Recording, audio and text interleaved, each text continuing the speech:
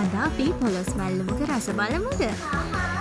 ඉස්සෙල්ලාම අපි මැල්ලුම් පොලොස් ගෙඩි හීනයට ලියා ගන්න ඕනේ. ඊට පස්සේ හොඳින් හොදගෙන ඒකට අපි කරපිංචා, ලුණු රස අණුව, කහ කුඩු ස්වල්පයක්, ඒ වගේම ගම්මිරිස් කුඩු ස්වල්පයකුත් අපි එකතු කර ගන්නවා.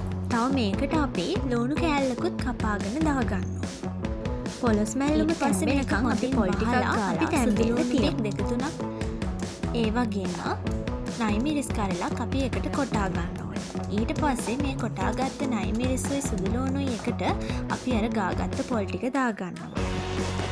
ඉන්පසුව මේකත් අපි හොඳට කලවම් වනතුරු කොටා ගන්නවා. ඊට පස්සේ අපි තම්බගත්ත අපේ පොලොස් මැල්ලුමට මේ පොල් ටික දාලා හොඳින් කලවම් කරගන්නවා.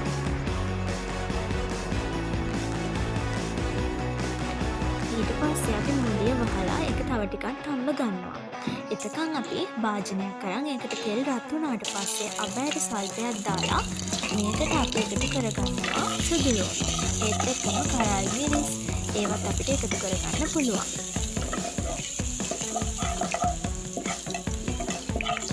මේ වෙලාවේදී අපි අර තම්බගත්ත පොලොස් මැල්ලුම මේකට එකතු කරගන්නවා. මෙන්න මේ ආකාරයට.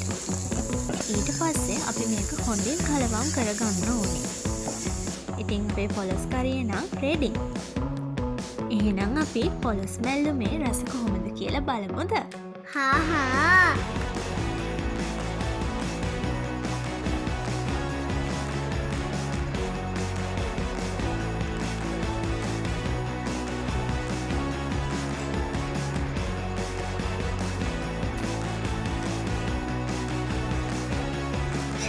මේක නම් මාරම රසයි